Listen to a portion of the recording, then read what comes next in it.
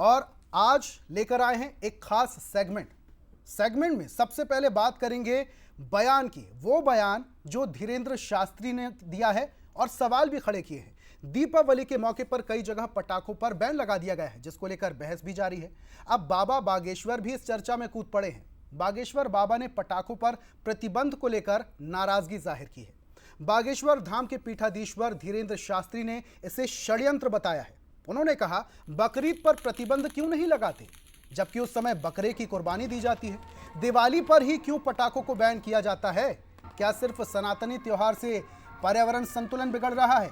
बागेश्वर बाबा ने प्रशासन के दोहरे रवैये पर भी सवाल उठाए हैं।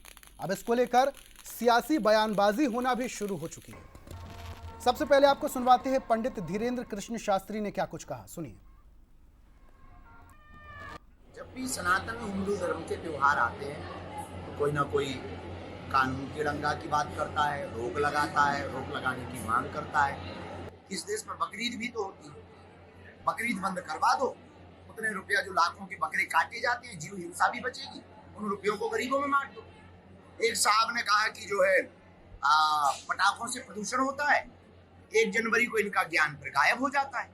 हैप्पी न्यू ईयर के नाम से पूरी दुनिया में पटाखे होते हैं, तब प्रदूषण नहीं होता है। ये दो पक्षीय नियम लगाने की जो बातें करते हैं, ऐसे लोगों के ऊपर ही हमें सुतली बम रखवाना है। तो पंडित धीरेंद्र कृष्ण शास्त्री जो अपनी कथा को लेकर सुर्खियों में रहते हैं, सोशल मीडिया में काफी ज्यादा सक्रिय रहते हैं, लेकिन इस बार अपने बयान को लेकर सुर्खियों में हैं। ज्यादा इस पर चर्चा हम करेंगे। हमारे साथ हमारे कुछ मेहमान भी जुड़ रहे हैं, लखनऊ से लाइव जुड़े हैं। मोहम्मद आफाक मुस्लिम स्कॉलर हैं, सर बहुत बहुत स्वागत है आपका। साउथ कोरिया से लाइव हमारे साथ जुड़ रहे हैं महामंडलेश्वर शैलेशानंद महाराज, सर आपका भी बहुत बहुत स्वागत है। और इसी के साथ हमारे न्यूज हेड शरद द्विवेदी जी भी जुड़े हुए हैं, सर आपका भी बहुत बहुत स्वागत है। लेकिन देखिए, चर्चा की शुरुआत करेंगे, लेकिन उससे पहले कुछ सवाल भी उठ रहे हैं। जब ऐसे मुद्दे सामने आते हैं तो सवाल उठना लाजमी है। जनता तो सवाल करती है, लेकिन बंसल न्यूज भी सवाल कर रहा है। पहला सवाल क्या है, त्योहारों में इस तरह के मुद्दे उठाना कहां तक सही है? यह बड़ा महत्वपूर्ण सवाल है। दूसरा सवाल, त्योहारों पर सियासत क्या सामाजिक सौहार्द को तोड़ती है? यह भी जरूरी सवाल है। तीसरा सवाल, क्या इन सबके पीछे बाजार का भी गुणा गणित सेट बैठता है? यह तीसरा सवाल है। और चौथा सवाल, त्योहारों की तुलना भारत के धर्मनिरपेक्षता पर सवाल, यह भी एक महत्वपूर्ण सवाल है। अब जब पटाखों को लेकर सियासी बयानबाजी शुरू हुई तो सवालों का सिलसिला भी शुरू हो गया। तमाम तरीके की प्रतिक्रियाएं भी सामने आ रही हैं। हमारे मेहमान हमारे साथ जुड़े हुए हैं, चलिए चर्चा का रुख करते हैं। और सबसे पहले प्रतिक्रिया लेंगे न्यूज हेड शरद द्विवेदी जी से। सर, ये जो बयानबाजी हो रही है, कुछ दिनों पहले आपको याद होगा बजरंग दल की तरफ से भी एक बैनर पोस्टर लगाया गया था। अब धीरेंद्र कृष्ण शास्त्री का ये बयान कैसे देखते हैं आप, क्योंकि दिवाली नजदीक है? देखिए, मुझे तो जो लगता है कि ये बयान एक जोश से भरा बयान है और सनातन से अधिक ये हमारे तीज त्योहारों की बात प्रमुखता से कर रहा है और इसके पीछे माफ़ कीजिएगा कहीं ना कहीं लोकप्रियता बटोरने का भी गणित है। मैं ये नहीं कहूँगा, देखिए पर्यावरण एक महत्वपूर्ण बिंदु है, पर्यावरण ही ईश्वर है। हमारे यहाँ सनातन में तो ये कहा गया नदियाँ माँ हैं, पर्वत पिता हैं और इन्हें शुद्ध रखना। अभी हमने कार्यक्रम भी जो हमारा बड़ा लोकप्रिय कार्यक्रम है हे प्रभु आनंद दाता, उसमें जो हमारे विद्वान वक्ता हैं उन्होंने बताया था कि नदियों से कितनी दूरी पर आबादी होनी चाहिए। ये सब हमारे पौराणिक संदर्भों में और वेदों में वर्णित है कि इतनी इतनी दूर नदियों से ये व्यवस्था होनी चाहिए। अब बागेश्वर जी यहाँ इस विषय के साथ सामने आए हैं, बकरीद की तुलना कर ली। अब बकरीद ही की तुलना क्यों? त्योहार तो ऐसे बहुत से हैं, सनातन परंपरा के भी हैं, दूसरी धर्मों के भी सवाल है, त्यौहार हैं। अब आप ये कहते कि त्यौहार पर उन शहरों में पटाखे फोड़े जाएं जहां प्रदूषण का मानक बहुत नीचे है। दिल्ली में आप पराली जला देते हैं तो जीना मुश्किल हो जाता है, लोगों को सांस लेने में दिक्कत होती है। ऐसे अनेक शहर हैं भारत में जहां पर पटाखे इस प्रदूषण को और बढ़ा देते हैं। तो प्रदूषण का त्योहार से संबंध नहीं है कि सनातन परंपरा या हिंदू परंपरा के। जिस देश की 80% आबादी हिंदू हो, सनातन हो, वहां पर कोई क्यों रोक लगाएगा? और पटाखों की बात तो की, लेकिन जो कचरा हम छोड़ देते हैं पटाखों के बाद, जो कचरा हम त्योहारों के बाद सड़कों पे किनारों पे छोड़ देते हैं, उन पर हमारे धर्मगुरु या बाबा बागेश्वर जी भी कुछ नहीं कहते। बिल्कुल सर, वापस से आएंगे आपके पास। चलिए मेहमानों का रुख कर लेते हैं। सर, सबसे पहले सवाल आपसे करेंगे महामंडलेश्वर शैलेशानंद महाराज जी से। ये जो धीरेन्द्र कृष्ण शास्त्री जी ने सवाल खड़ा किया है कि बकरीद पर बकरों की कुर्बानी पर बैन हो जाना चाहिए जब पटाखों पर बैन लगा रहे हैं, इस बात से कितना इत्तेफाक रखते हैं सर आप? देखिए, उनका ये जो बयान है, इसके पूर्व मैं बताना चाहता हूं कि कल एक जगह पर मैंने यहीं कोरिया में दिवाली धनतेरस के रूप में यहाँ पर मनाया गया त्योहार था एक, उसके अंदर मैं आतिथ्य के रूप में मैं गया। तो यहाँ पर चूंकि बहुत कम लोग हैं, अल्पसंख्यक के हिंदू, उसके बावजूद भी यहाँ पर पटाखे फोड़े गए और दिए जलाए गए। तो इसको मैं बड़ा शरद द्विवेदी जी की बात से बड़ा सहमति रखता हूँ और साथ में कहना चाहता हूँ कि देखिए, नाद और बिंदु का हमारा उद्गम है, यानी हम सभी लोग साउंड और लाइट के बने हैं। ये प्रकृति या निजीवन या निर्जीवन सभी लाइट एंड साउंड के बने हुए हैं। अब हम जो आनंद और शोभ जो हमारे होते हैं वो भी नाद और बिंदु के होते हैं, यानी प्रकाश और ध्वनि के होते हैं। अब ध्वनि प्रदूषण के साथ साथ में अन्य प्रदूषण भी मायने रखते हैं। जिस प्रकार की बात नदियों की हमने करी, तो नदी के प्रदूषण के लिए हम कितना जागरूक है, हमारा धर्म कितना जागरूक है, या हमारे धर्म के गुरु कितने जागरूक है, इस पर निश्चय ही हमें चर्चा करनी चाहिए। धीरेन्द्र जी ने जो बात कही वो कल मैं प्रसारित कर चुका कि देखिए, ऐसे कोई भी त्योहार जिनको हमें समानता के रूप में यदि सभी धर्मों को देखना है, तो जीव हिंसा को रोकने के लिए हमें वो सारे त्योहारों के अंदर ये जारी होना चाहिए संदेश उसी धर्म के गुरु के जरिए कि हम प्रतीकात्मक रूप से कोई बलि देंगे, न कि किसी पशु की बलि देंगे। ये जीव हिंसा को तो रोकता है।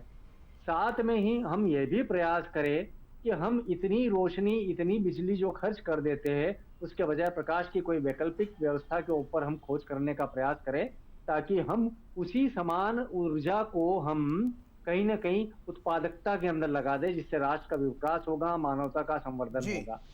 लेकिन प्रकृति की बात बड़ी अच्छी हुई। देखिए, प्रकृति के अंदर हम जब कोई ना कोई बातें करने को जाते हैं, तो प्रयागराज कुंभ के दौरान मैंने एक विषय के ऊपर बड़ा लंबा धर्म संसद का आयोजन किया था कि नदी, नारी और न्याय। तो अभी नदी और नारी के ऊपर तो चिंतन हुआ नहीं, या मुझे लग रहा है कि शायद कोई सामाजिक न्याय के परिप्रेक्ष्य के अंदर कुछ न कुछ बातें निकल करके आने लगी हैं। इससे इसकी कमीज मेरी कमीज से सफेद कैसे, या उसके ऊपर इतने दाग है तो मेरे बहुत बहुत सुंदर बात कही शैलेशानंद जी, आपने, प्रणाम कर रहा हूं आपको, बहुत सुंदर बात की आपने। और देखिए, यही प्रश्न है कि बकरीद पर कितने बकरे मारे जाते हैं या उनको बलि दी जाती है, कुर्बानी दी जाती है, और उससे पहले हमें यह भी सोचना पड़ेगा कि कितने बकरे, मछलियां और मुर्गे लोगों का आहार बनते हैं, जिसमें बड़ी संख्या में वो लोग भी हैं जो सनातन या हिंदू हैं। और दक्षिण भारत और पूर्वोत्तर में बीफ यानी कि जो गौवंश से जुड़े हमारे पशु हैं, उनके मांस का भी सेवन किया जाता है। तो हम प्रतिज्ञा या हम बात वही करें जो व्यवहारिक हो। धीरे धीरे आज दुनिया में शाकाहार की तरफ बढ़ रहे हैं लोग, लेकिन उन पर किसी ने दबाव नहीं डाला है, वो उसके महत्व को समझ रहे हैं, आगे बढ़ रहे हैं। हमारे मुस्लिम भाइयों पर भी ये छोड़ दिया जाना चाहिए। अनेक में मुस्लिम मेरे मित्र हैं जो शाकाहारी हैं, वेजिटेरियन हैं। मेरे साथ काम करने वाले मेरे एक सहयोगी जो मुस्लिम धर्मावलंबी हैं, वो नहीं सेवन करते हैं और कोई बंदिश नहीं है घर में। तो ये महत्वपूर्ण बात है। मोहम्मद आफाक साहब का भी एक रिएक्शन ले लेते हैं ऋषभ इस पर। आफाक साहब, क्या कहेंगे आप? जी देखिए, एक तरफ तो पूरा भारत दीपावली बना रहा है, हमारे देशवासियों को हमारी तरफ से बहुत बहुत बधाई, मुबारकबाद। आप बताइए कि इसे मौके पर ऐसे महान आदमी को क्या ऐसी बात कहना चाहिए कि अगर पटाखों पे आपत्ति है तो कुर्बानी के अभी कई महीने बाकी हैं, मगर एक लोकप्रियता हारने के मुसलमानों के खिलाफ आपको बोलना है, मुसलमानों के खिलाफ आपको करना। एक खामोश होता है, दूसरा शुरू हो जाता है, दूसरा खामोश होता है, तीसरा। पूरे जब से ये भारतीय जनता पार्टी की सरकार हिंदुस्तान में आई है, उसको सिर्फ मुसलमान की खामियां, कब्रिस्तान, शमशान, ईद, बकरीद, रमजान। आप ये देखिए कि अभी गणेश पूजा यहाँ पर हुई, पूरे हिंदुस्तान में हुई, और जब गणेश के लिए यहाँ से जब यात्रा निकलती है तो काफी लंबी यात्रा निकलती है, उस पे जाम होता है, काफी बाधा यात्राएं बाधित होती हैं। अभी माँ दुर्गा की तमाम यहाँ पे शोभा यात्राएं निकली, किसी मुसलमान को आपत्ति नहीं है, किसी को आपत्ति नहीं।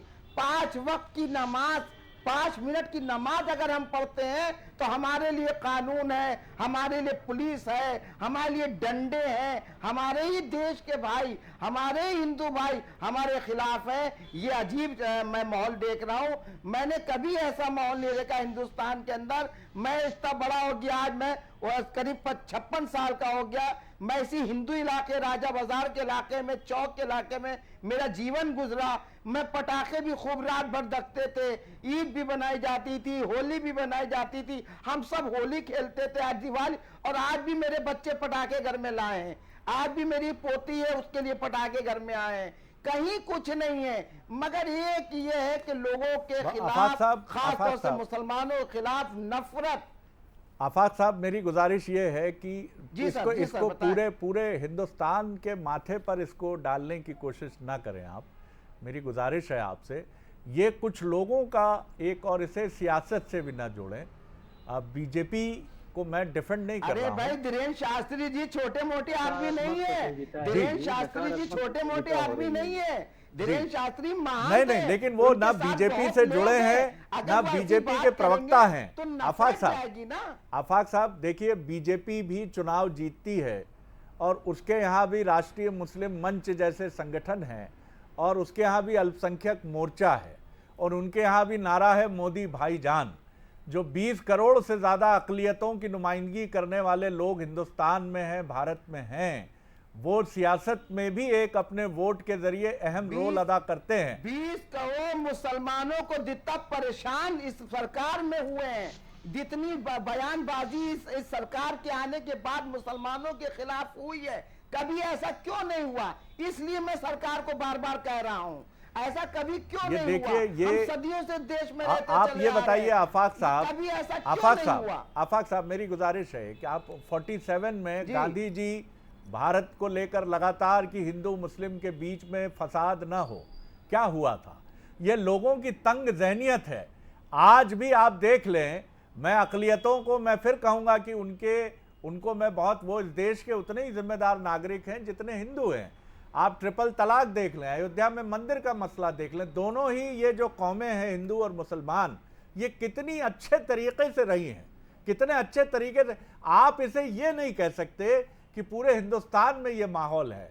भोपाल में भी काफ़ी बड़ी संख्या में मुसलमान हैं, मेरे ख्याल से 4 लाख से ज़्यादा मुसलमान हैं जो ईद और दिवाली और होली मिलजुल के मनाते हैं।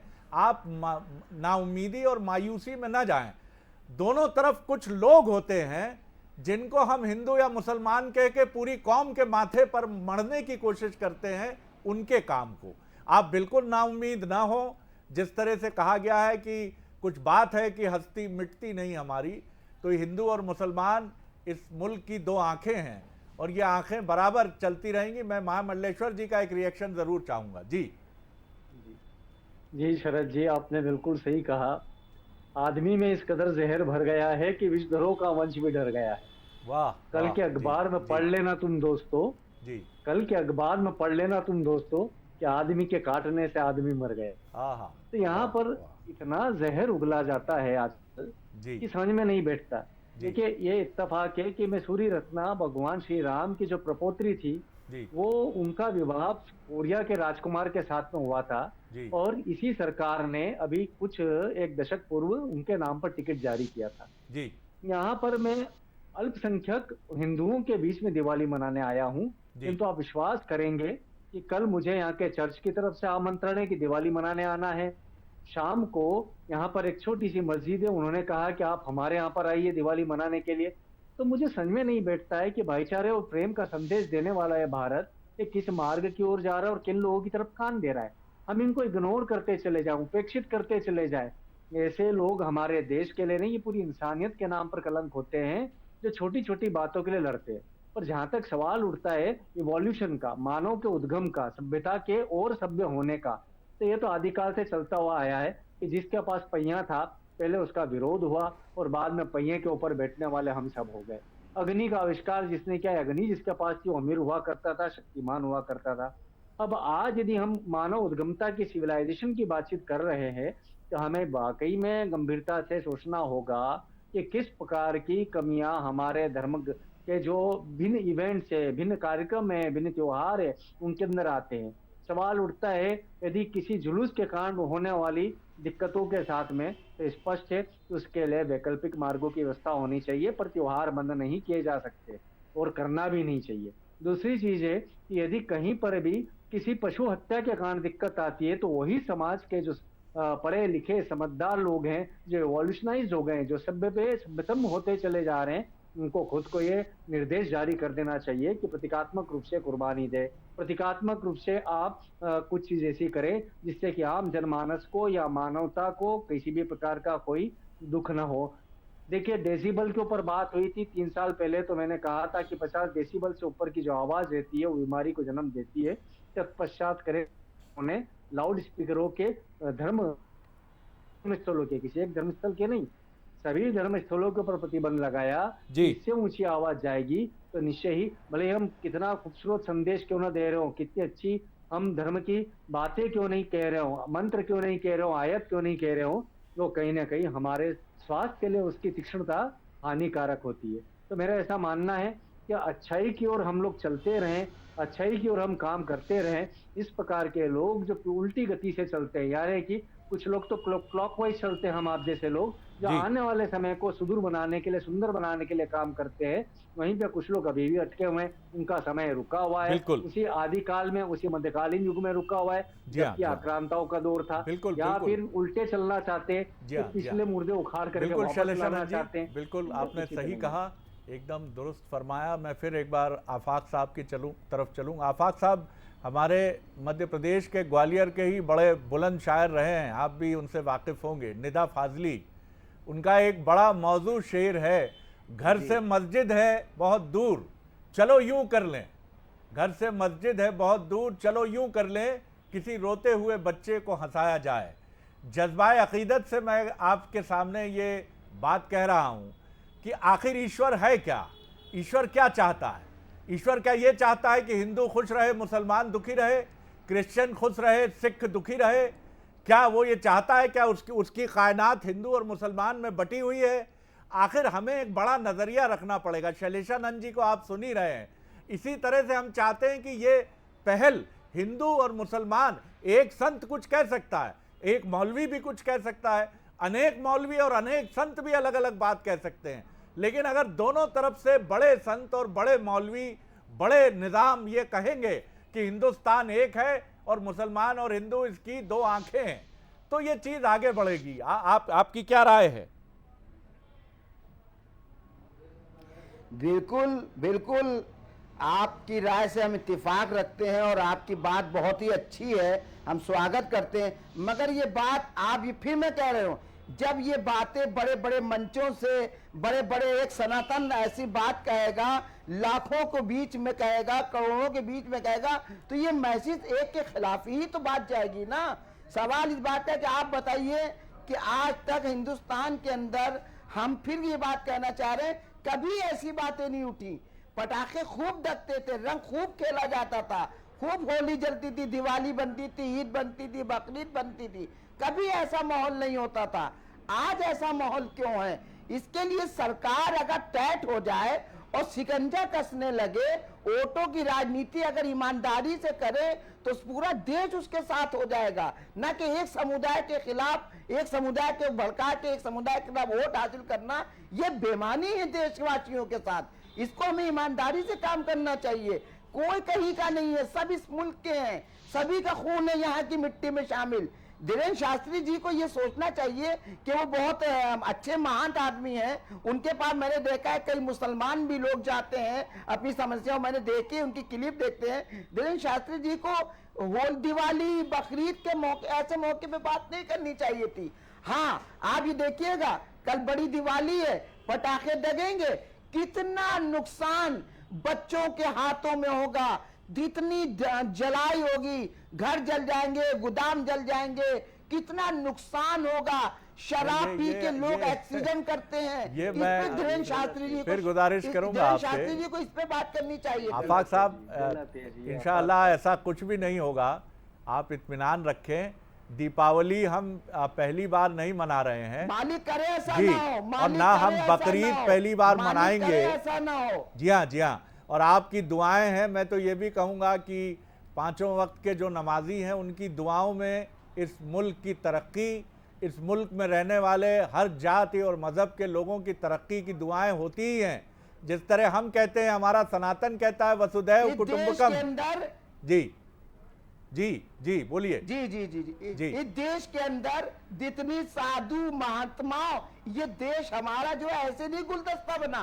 इस देश के अंदर तमाम साधु संत महात्माओं ने इस देश के अंदर काम किया, मानव को मानव बनाया। मानव था क्या? मानव को इंसानियत किसने दी? जी। बड़े बड़े लोगों ने दी, बुद्धिजीवियों ने दी। आफाक आज साहब, अगर यही आफाक महान साहब, लोग, यही नेता आप लोग आप अच्छे उसी काम करें- लखनऊ से हैं जी उसी लखनऊ से हैं जिसके आखिरी नवाब वाजिद अली शाह बड़े उत्साह और उमंग से होली दीपावली में शिरकत करते थे, और कहा तो ये भी जाता है कि कृष्ण जी के बड़े भक्त थे वो। मैं भी करता हूँ जी। मोहम्मद आफाक भी करते हैं, मोहम्मद आफाक भी करते हैं, मोहम्मद आफाक भी करते हैं। रसखान को आप याद हमको कीजिए। खुशी में खुशी मिलना जी हाँ, चाहिए। रसखान को आप याद करते, फिर आप नज़ीर अकबराबादी को याद करिए आप कि क्या उनकी शायरी और क्या नज़में थी, जब देख बहारें होली की। जी